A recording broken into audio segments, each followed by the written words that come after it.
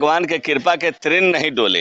तो ये जो एक्सीडेंट हो रहा है उसके कृपा से हो रहा है ना। 6-6 महीने के बच्चियों के साथ जो रेप हो रहा है उसके कृपा से हो रहा है ना। आपकी गरीबी जो है, आपकी जो भूखमरी जो है, आपकी जो फटहाली है, ये उसके कृपा से है। तो जब तक भगवान इस धरती पर रहेगा, आपकी गरीबी, आपकी भूखमरी, आपकी फटहाली मिटने वाले नहीं हैं। और इस समाज में जो ठगेरे लोग हैं, पाखंडी लोग हैं, जो लुटेरे लोग हैं, उसी के नाम पर अपना दुकान चलाते हैं, अपना धंधा चलाते हैं, अपना कारोबार करते हैं। आप इनके कारोबार को, इनके पाखंड को, इनके अंधविश्वास को समझिए, उसके पाखंड से निकलिए। नहीं निकलिएगा तो आपकी सारी कमेडी, सारी श्रम की पूंजी उसके उस पाखंड में, महामृत्युंजय जाप करवाने में, अष्टजाम करवाने में।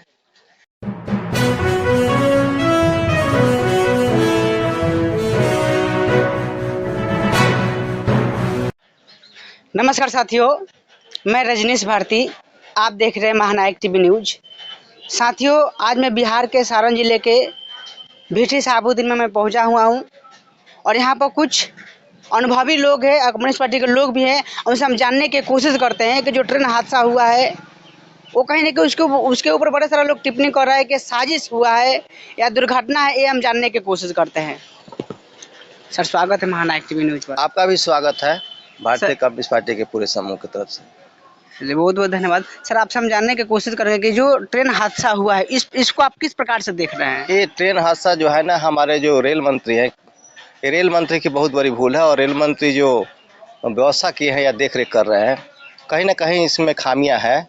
और सही सलामत रेलवे का जो विभाग है वो काम नहीं कर रहा है। न तो 3-3 ट्रेनें एक दूसरे पर चढ़ती हो और उसमें 288 लोगों की मौत होती हो, हज़ारों लोग घायल हों, तो उस स्थिति में तो आप रेलवे की विफलता ही समझिए इसको। अगर रेलवे सक्सेसफुल होता और काम सुचारू रूप से होता तो इस तरह की बातें नहीं होती। अभी सीबीआई जांच के अंदर लोग दिया है, लेकिन हमको लगता नहीं है कि निष्पक्ष जांच हो पाएगी। उसमें तो सर सीबीआई जांच के लिए बोल रहा है, तो बड़े सारे लोग उसको नकार रहा है। तो नकारेगा ही, क्योंकि सीबीआई और ईडी जो है ना, हाथ का कठपुतली हो गया है, तोता हो गया पिंजरे का केंद्र सरकार का, वो मोदी और अमित शाह का।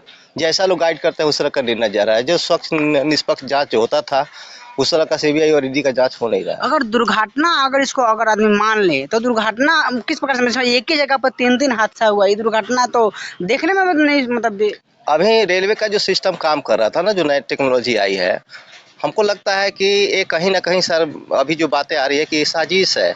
जैसे पुलवामा हमला कराकर और 19 का चुनाव बीजेपी सरकार जीती, केंद्र सरकार, और इसमें 40 लोग मारे गए थे। हमको लगता है कि इस तरह की सारी कामें की जा रही है साजिश के तहत केंद्र सरकार के द्वारा।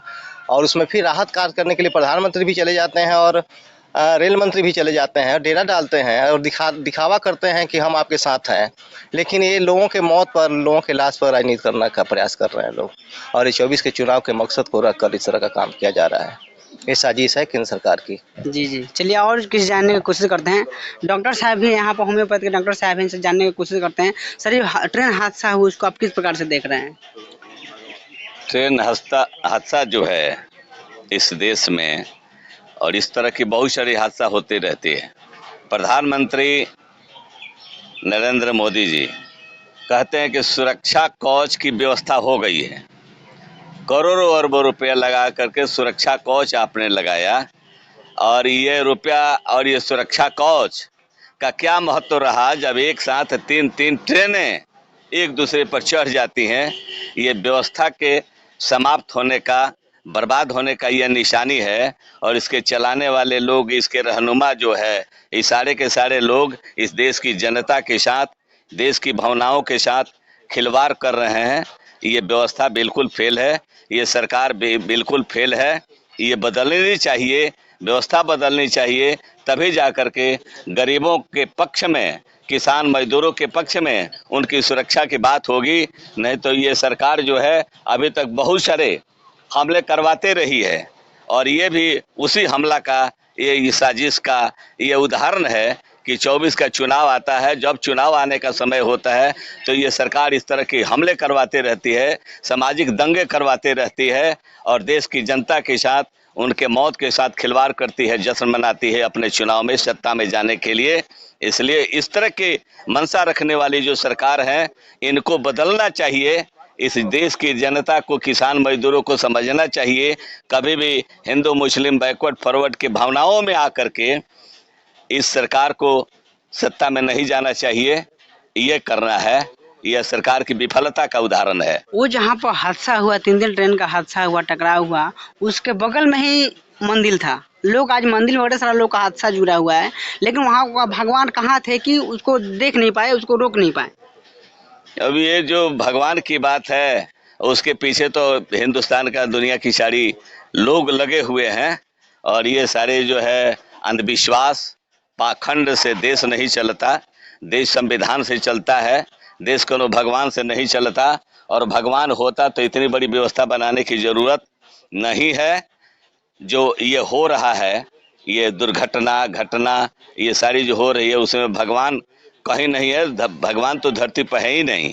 जिसको उम्मीद की जाए वो रहता तो रोकता। लोग कहते हैं कि तृण ना डोले, बिना भगवान के कृपा के तृण नहीं डोले। तो ये जो एक्सीडेंट हो रहा है उसके कृपा से हो रहा है ना। 6-6 महीने के बच्चियों के साथ जो रेप हो रहा है उसके कृपा से हो रहा है ना। आपकी गरीबी जो है, आपकी जो भूखमरी जो है, आपकी जो फटहाली है, ये उसके कृपा से है। तो जब तक भगवान इस धरती पर रहेगा, आपकी गरीबी, आपकी भूखमरी, आपकी फटहाली मिटने वाले नहीं हैं। और इस समाज में जो ठगेरे लोग हैं, पाखंडी लोग हैं, जो लुटेरे लोग हैं, उसी के नाम पर अपना दुकान चलाते हैं, अपना धंधा चलाते हैं, अपना कारोबार करते हैं।